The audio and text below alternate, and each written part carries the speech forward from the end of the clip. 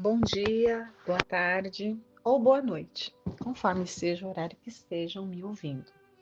Dando sequência ao nosso estudo do livro Paulo Estevão, psicografado por Francisco Cândido Xavier, pelo Espírito Emmanuel, nós estamos aqui vendo a parte, estamos naquela parte em que Gesiel, após ter sido libertado, e muito doente, ele foi recolhido e foi levado ali para aos cuidados de uma pessoa que fazia parte do grupo dos homens do caminho, inicialmente, e depois e posteriormente ele foi transportado, porque o seu caso e mais um outro rapaz, mais um outro que ali estava, necessitava de cuidados mais meticulosos, de cuidados mais detalhados, que só poderiam ser dados ali pelas pessoas que trabalhavam na casa do caminho, pelos homens do caminho, aqueles mais iniciados nesse sacerdócio, digamos assim, de se dedicar ao próximo, de tratar com abnegação total e restrita aos mais variados enfermos. Então, esse Efraim, que era um desses simpatizantes, né, de alguma forma, ele também era uma célula desses homens do caminho, mas ele não possuía esses recursos que existiam ali na casa do caminho, que seria a casa de Simão Pedro e que ficava em Jerusalém. Então, ele transporta esses dois doentes, um deles era o Gesiel, para que ele tivesse maiores cuidados ali.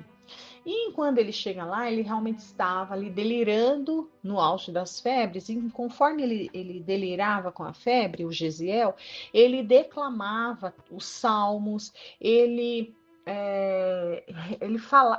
ele declamava ali os salmos e várias passagens do Antigo Testamento, ou seja, da lei mosaica, ele tinha um conhecimento profundo da lei mosaica, porque ele repetia trechos com muita precisão e de passagens ali dos livros da Bíblia, né, da revelação de Moisés.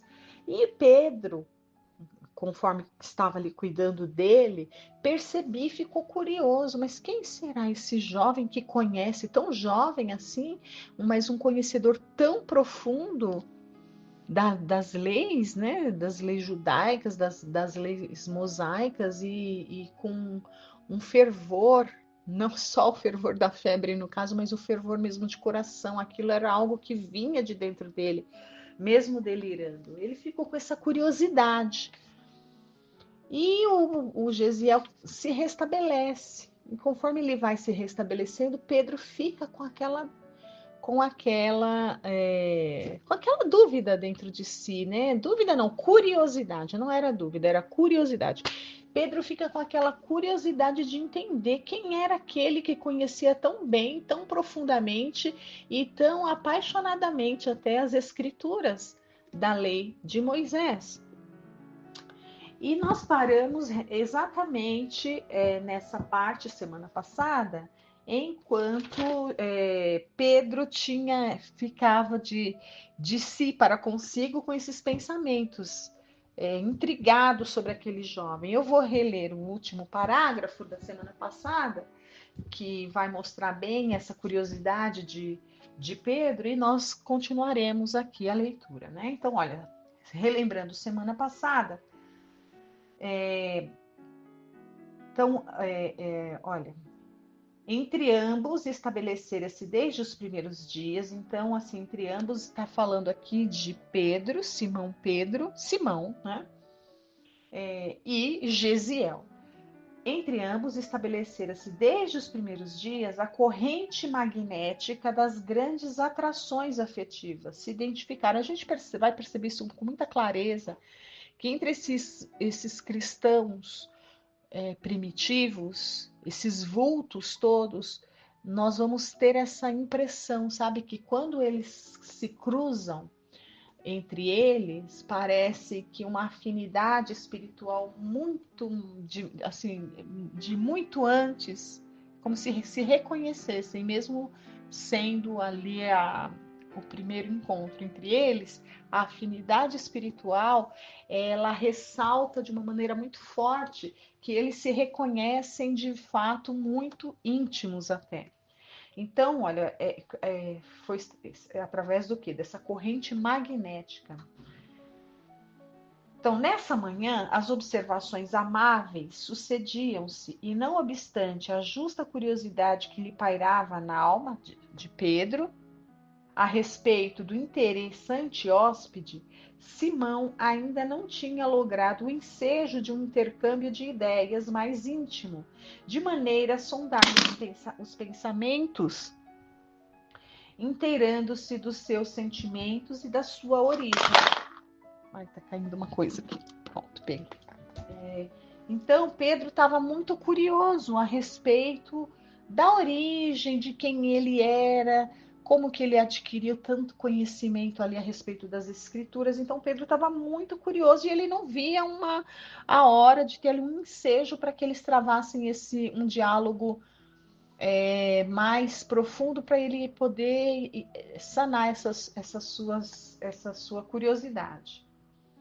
Ao sopro generoso da aragem matinal, sob as árvores frondosas, o apóstolo criou ânimo e, a certa altura, depois de distrair o convalescente com alguns ditos afetuosos, buscou penetrar-lhe o mistério cuidadosamente. Então, aqui vai começar o diálogo. E vamos nos recordar aqui, Gesiel, né, filho ali de uma tradicional família judaica, filho do Jochebed, que foi martirizado, não, foi assassinado em Roma, sendo, como nós vimos, sendo ali castigado juntamente com o próprio Gesiel, não é? Mas profundo conhecedor das leis mosaicas, e pelas escrituras sagradas, a leitura dos profetas, ele guardava dentro de si a certeza absoluta da vinda do Messias e aguardava ansiosamente para saber quando esse Messias viria. Ele tinha essa fé, ele tinha essa certeza dentro do seu coração da vinda do Messias. Então, ele não conhecia, não sabia, só relembrando isso, né? E agora, só agora ele conhece Pedro, ele vai conhecer Pedro. E é a primeira vez que eles vão travar um diálogo. Por quê? Porque ele estava delirante em febre quando foi socorrido. E agora, pela primeira vez, já refeito, já lúcido, já recobrou ali sua lucidez, sua integridade física e mental, não estava mais delirando com a febre, e agora ele vai conversar com Pedro, e vamos notar que interessante é esse diálogo. Então Pedro começa, Simão, né? Vamos falar aqui, Simão. Amigo, disse com jovial sorriso, agora que Deus te restituiu a saúde preciosa, regozijo-me por havermos recebido tua visita em nossa casa. Nosso júbilo é sincero, pois que, nos mínimos detalhes da tua permanência entre nós, revelaste a condição espiritual de filho legítimo dos lares organizados com Deus. O que significa isso? Filho legítimo de lares organizados com Deus. Não nos esqueçamos que nesse período que estamos lendo essa história, que isso está acontecendo, os judeus, os hebreus, era o único povo que tinha a crença num Deus único. Então, olha, lar organizado com Deus. Os demais povos, eles eram o quê? Politeístas. Eles não tinham a crença num Deus único, eles acreditavam em vários deuses. E ele tinha isso muito bem estabelecido e forte nele. E Simão diz que pôde perceber durante o período da sua doença que isso vinha à tona nos seus delírios, né? Então, olha, revelaste condição espiritual de filho legítimo dos lares organizados com Deus, ou seja, dos lares judaicos, pelo conhecimento que tens dos textos sagrados. E tanto me impressionei com as tuas referências a Isaías, e também não nos esqueçamos que Isaías está aí ao nosso alcance, pegarmos as escrituras e não acharmos, olha, é um engano nós pensarmos que somos espíritas, que é a terceira revelação, que a primeira foi superada, que espírita não usa a Bíblia, que espírita, quando pega a Bíblia, se atende só do evangelho para frente. É um erro pensar dessa forma. É pensar dentro da caixa, é estar com um bloqueio. Nós temos que ampliar. Espíritas, amai-vos, eis o primeiro mandamento. Instruí-vos, eis o segundo. E o que é instruí-vos? É se instruir só com a doutrina? É se instruir com tudo que vai compor o nosso cabedal de conhecimentos. Então, se estamos falando de religião, se a gente se dispõe a tratar de religião ou de religiosidade, do religare do homem com Deus, de uma maneira ampla e restrita e despreconceituosa, ou seja, sem preconceitos, como a gente vê nas demais religiões, nós temos sim que estudar a raiz de tudo. E a raiz da concepção religiosa da humanidade, ela sim está fundamentada ali nos livros que estão descritos no Primeiro Testamento. Sobretudo nos livros ali de Isaías, que está ali no Primeiro Testamento, né, que é um profeta, ele vem revelando tudo que viria. Ele através da profeta, no sentido de médium, um grande médium era Isaías. Então nós temos sim que abrir a nossa mente. Isso porque está falando só das religiões ali, da religião monoteísta, da religião de um Deus único. Mas a nossa mente tem que conhecer um todo para que a nossa fé seja o quê? Robusta, fortalecida.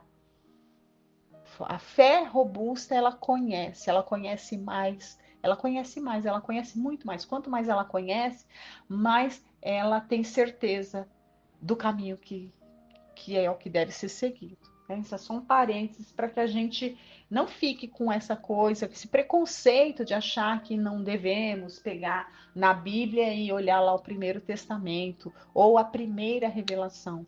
Tá tudo é, é, está tudo muito encadeado, está tudo muito ligado. As três revelações, elas não são distintas, elas são contínuas.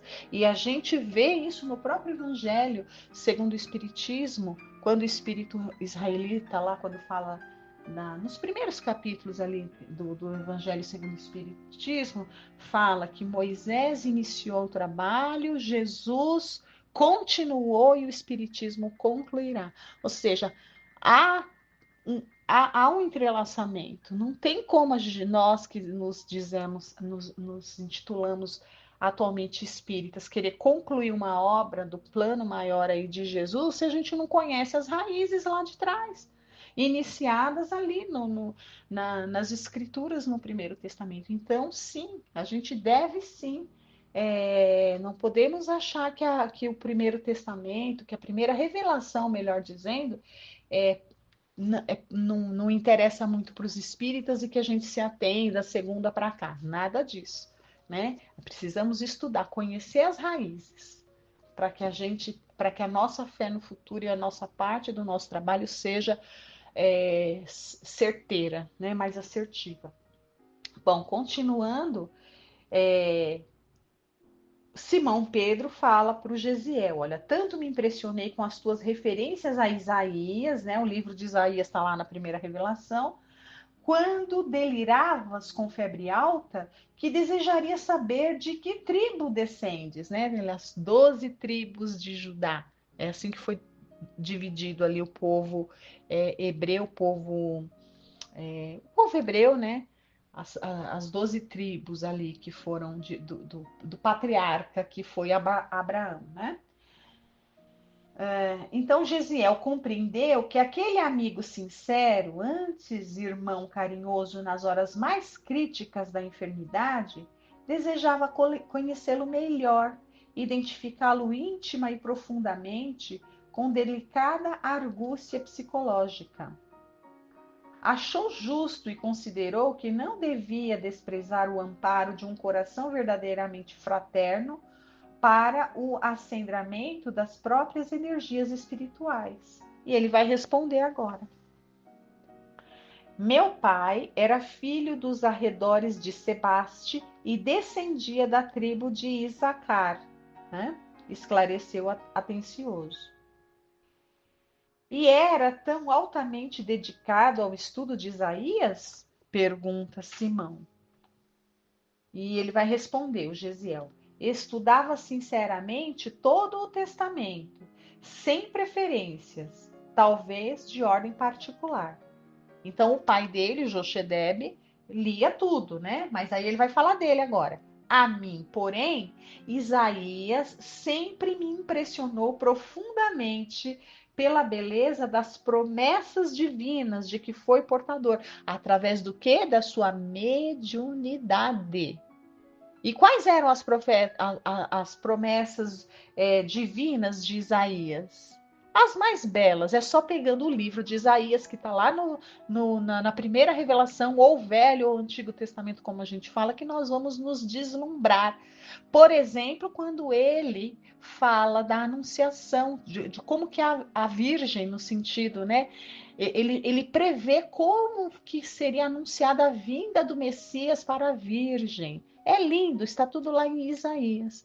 Então, Isaías, ele prevê toda a chegada de Jesus. Ele é um profeta, ele está prevendo isso quantos e quantos séculos antes, né?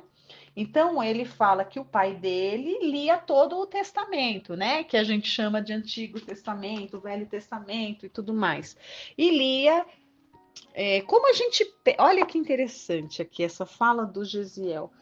Eu lendo aqui, me causa a impressão que o Jochedeb, que era o pai, a gente viu a história dele lá atrás, ele lia, porque ele era alfabetizado, então ele sabia ler. Como a gente pega um livro, sabe, e lê, às vezes pega um livro e lê do começo ao fim, mas não consegue extrair tudo do livro, não medita sobre o livro, não medita, não estuda o livro. E ele está falando dele. Ele, porém, ele lia, obviamente ele sabia ler, mas ele ficava muito atento, ele meditava e tinha uma atração, uma afinidade maior e natural pelo livro de Isaías. E nós vimos também que os salmos também eram algo que eles ali usavam até como era...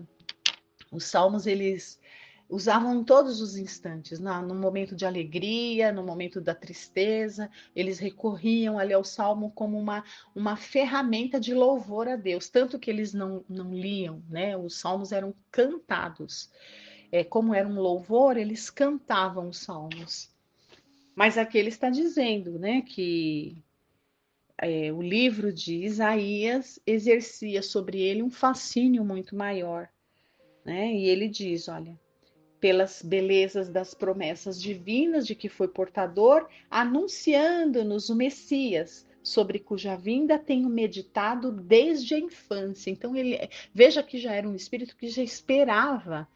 Então, desde a infância que ele esperava mesmo e meditava na vinda, aguardava, era um espírito ansioso pela vinda e a certeza íntima da chegada de Jesus. E vamos ver o que Simão vai dizer para ele.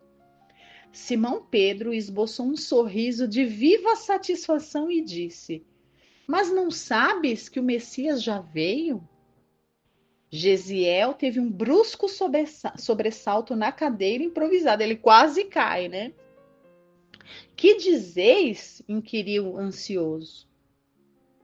E Pedro continua: Nunca ouviste falar em Jesus de Nazaré? Ele pensou por alguns segundos, né? Embora recordasse vagamente as palavras ouvidas de Efraim, declarou: Nunca.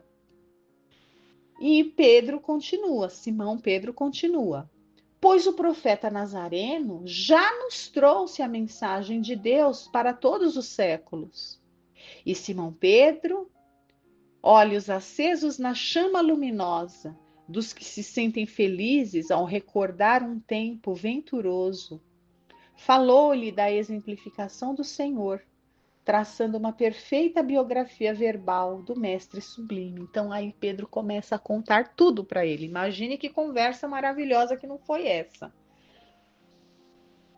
Em traços de forte colorido, lembrou os dias em que o hospedava no seu tugúrio às margens de Genezaré, as excursões pelas aldeias vizinhas, as viagens de barca de Cafarnaum aos sítios marginais do lago.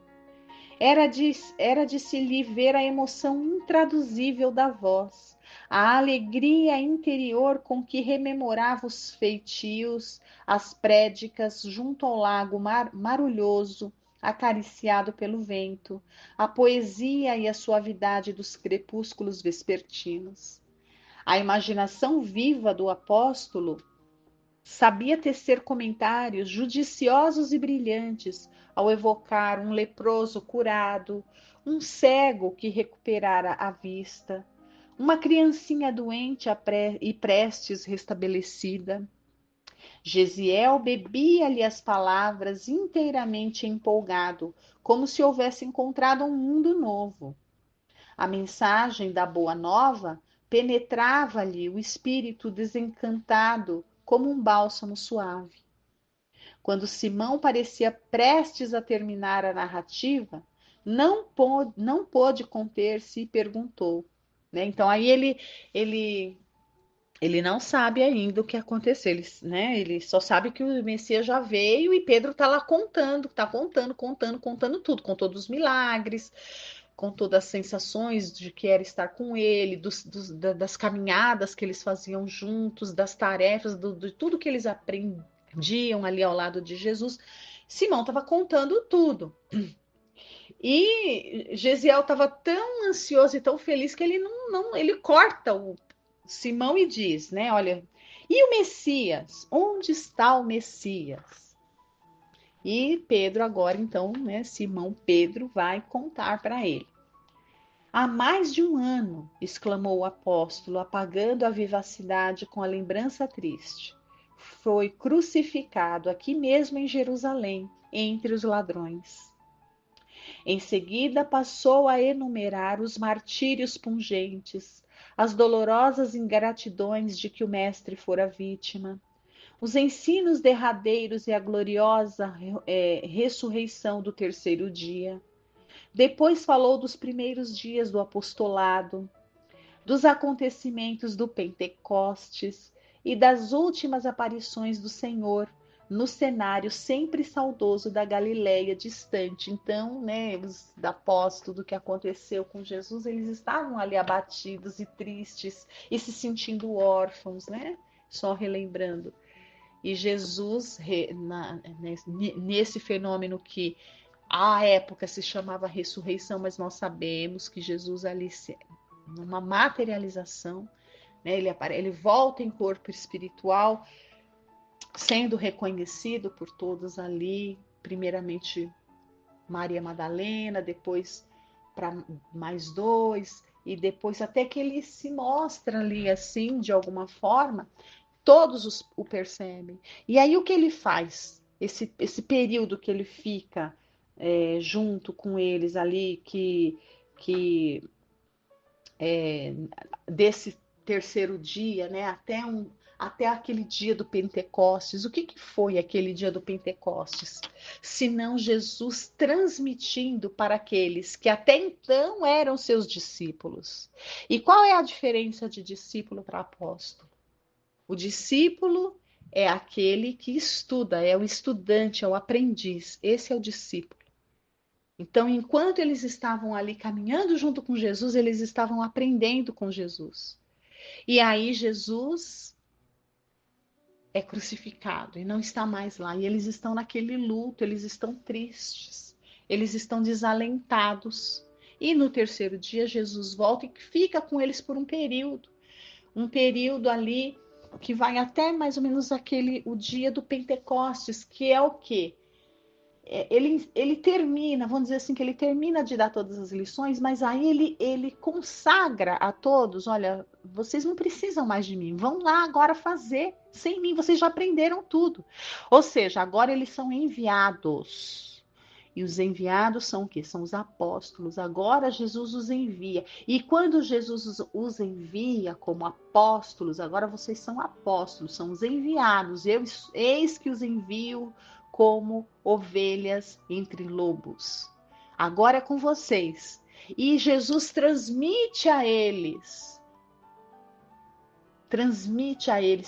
a parte ali do seu magnetismo todo, ou seja, consegue desbloquear neles algo que eles conquistaram, não é um presente de Jesus. Eles desbloquearam, eles conquistaram a condição, vamos dizer que foi a diplomação deles, a colação de grau deles foi eles descobrirem dentro deles os dons da mediunidade para sair fazendo o que Jesus fazia, como eles fizeram.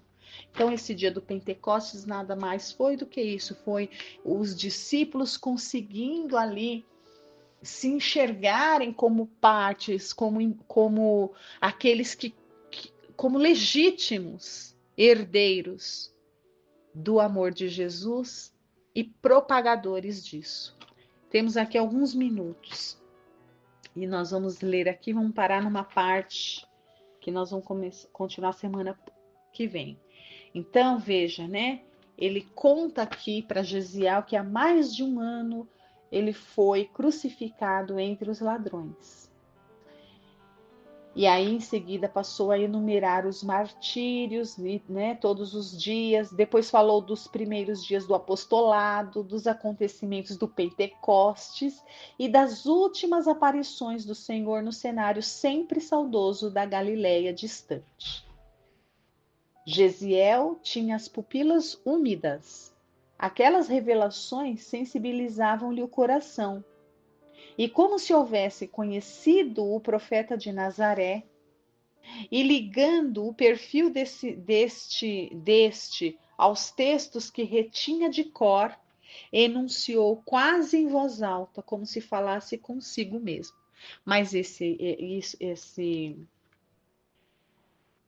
essas palavras que ele vai enunciar aqui do Antigo Testamento, das escrituras que ele conhecia, nós vamos ler na semana que vem, porque o nosso tempo está se esgotando e vale a pena a gente ler com muita reflexão as palavras aqui de Gesiel, que está profundamente tocado. Ou seja, não precisou de muito. Nessa conversa aí que Simão teve, ele já tem a certeza daquilo que ele buscou a vida inteira dele, como ele mesmo disse, desde criança, quando ele ouvia as histórias ali, os pais lendo sobre Isaías e ele mesmo, quando ele passou a ler, né, e lia a narrativa de Isaías a respeito do Messias, ele passou a vida inteira meditando sobre isso. Então, nessa conversa que ele teve com Pedro, ele já teve aquela certeza e nós vamos continuar então a semana que vem. Eu agradeço a todos pela atenção. Fiquem com Deus. Uma excelente semana. Até mais.